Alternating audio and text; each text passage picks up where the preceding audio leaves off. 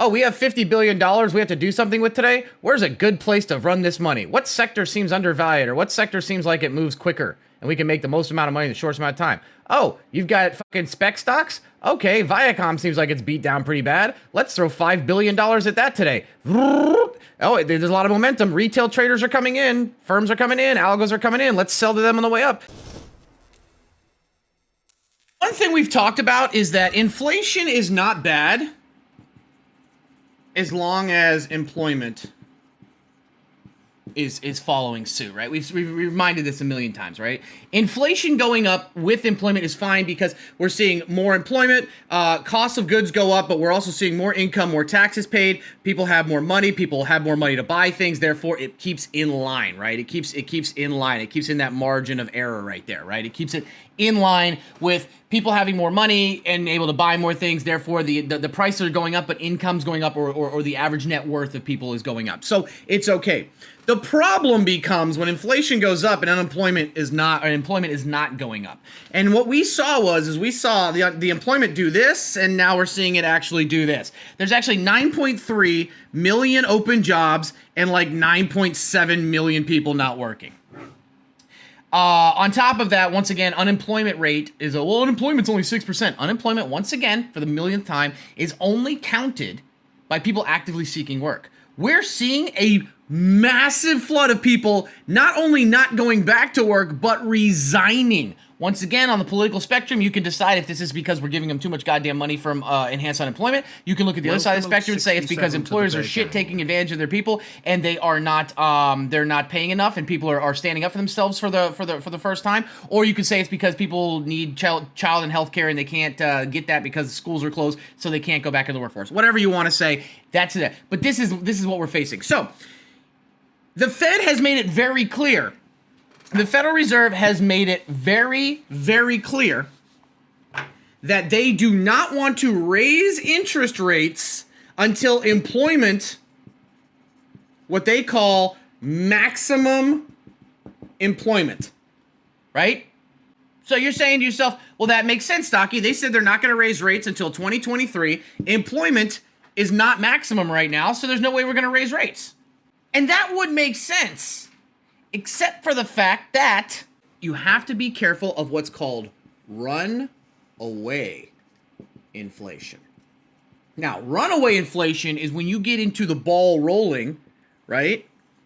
You got that little ball and it's rolling. You can stop it. But there comes a point that it gets to the edge of that and there's no stopping it. And that's what they're concerned about right now. And they don't want to put a hard brake on it. So, we were at 0.5% inflation. The Fed wants us at 2% inflation. Right now, we're at 5% inflation. Which is fine in the short term, right? It's kind of like most of your guys' bank account, right? Your trading portfolio. You started at 10,000 and you went all the way down to 1,000. And so now you have to add a lot more money from your bank account quicker to get it back up here to even so that you get in this spot. Okay? The problem is you don't want this 5% going too long because then instead of bringing it to the average, you get too high. It's kind of like, hey, I put all this money in my bank account, but now I'm confident again, so I just start doing options and I get right back to where I was. Okay, I'm trying to relate this to you guys. So, you don't want runaway inflation, so you can't keep interest rates zero forever. But you also can't raise them right now because, once again, unemployment or employment is flatlining or falling. We've got housing prices going through the roof. While we also have a moratorium and eviction freeze, there is what is considered a massive housing bubble right now that needs to be slowly deflated. If you raise rates right now, while there's a low amount of inventory, and people still in their homes with that haven't paid for their homes that are going to get foreclosed on or eviction freeze, you're talking about a pop. And you don't want that to happen. It's a very intricate, very 5D chess thing going on right now. Outside of that, you've got so many other inflation factors. The big word is everybody cares about is this word right now. I am personally, I'm a pussy centralist who never takes a side and is always sitting on the fence like a little bitch. No. Yes, but no. I'm not sure if it's transitory. It's very simple to say that this is not transitory. Stocky, prices of everything is going up. The CPI, the 5, there's no way it's transitory. It kind of can be. And the reason I say that is that 5% on CPI is not necessarily going to last forever. A lot of the inflation numbers is coming from used cars. And from what I've been finding out anecdotally is that that's an inventory issue. Okay?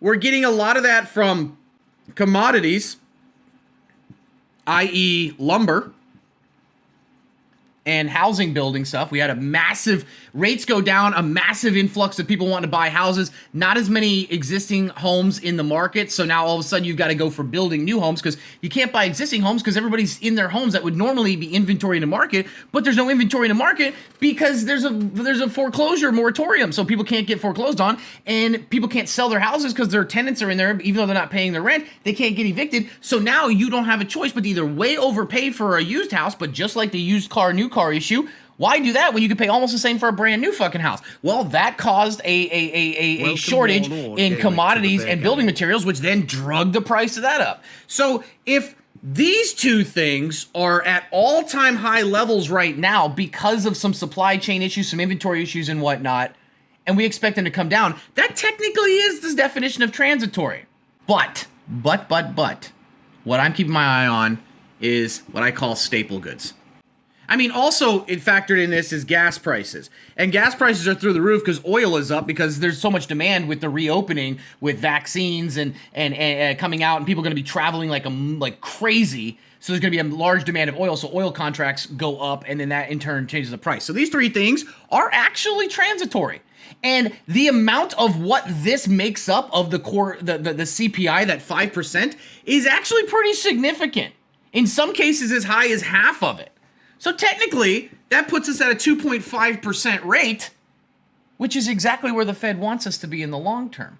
Now, sure, staple goods is what concerns me, and that is food, household items, and sanitary products.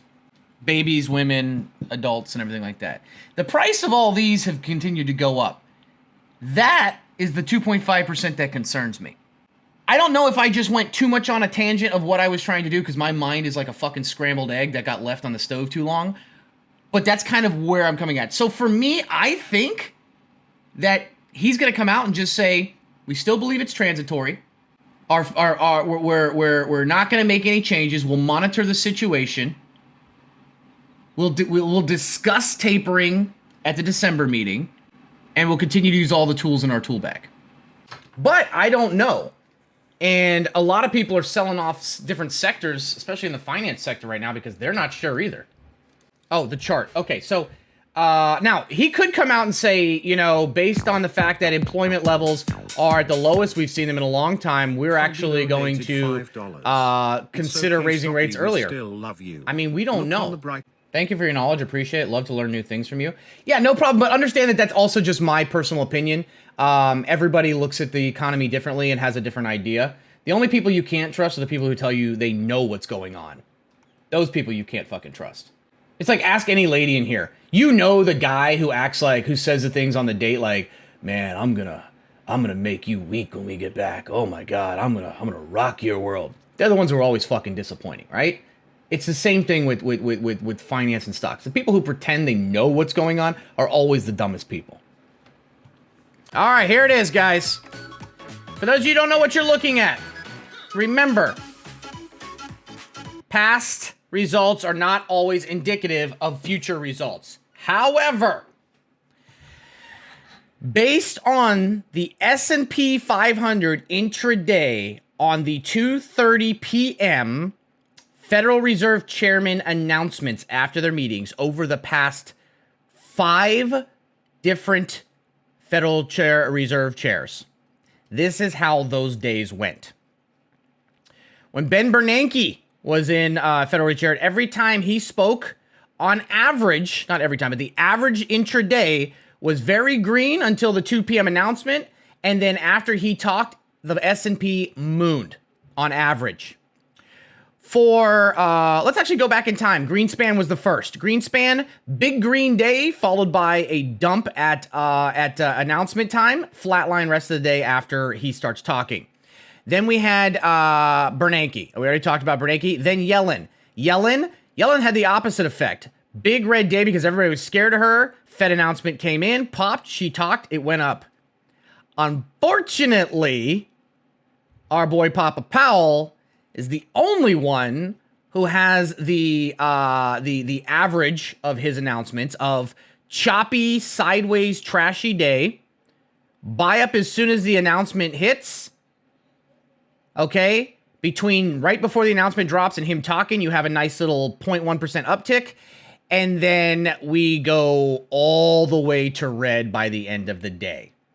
Now, obviously, it is a different market than it used to be, so a lot of this has to do with algorithms. It has to do with retail traders. It has to do with news spreading so quickly. Remember, the only way people get to digest this before he talks is to get a synopsis of it in real time from the announcement based on someone else's opinion. And that could cause selling because nobody's going to, you got millions and millions of people trading the market. They're not all going to sit and read through the entire Federal Reserve meeting notes that he's about to announce. A computer just and hits it with spot, and then that starts the headlines or people's opinions, and that can cause volatile trading. So all I'm saying is based on the historical chart, on average, every time the Fed has their meeting and announcement, intraday, this is how we have historically seen it with the different Federal Reserve chairmen. This is the 2 p.m. Announcement. Okay, this is the 2 p.m. announcement here, and this is the speech at 2:30. And the only person who's went down between the announcement and the speech was Greenspan, and then flatlined. With Powell, generally we see a pop right before the announcement happens, pop happening, then people start to sell before he talks, and as soon as he starts talking, we just see a dump. Doesn't mean it's going to happen now. Does not mean it's going to happen now, but I'm just giving you what has happened in history. That's all. So some SPY puts based on the history. I mean, playing options through that is probably crazy. You're probably better off playing shares of UVXY if you wanted to hedge, because then you have two chances of actually being correct. One, the market just kind of goes crazy and the volatility of the market, even if it goes green, goes up and you could potentially make money there. Or the market just dumps and UVXY goes up as well. The only difference is if it's on a momentary volatility, you'll have to get out with your profit quick.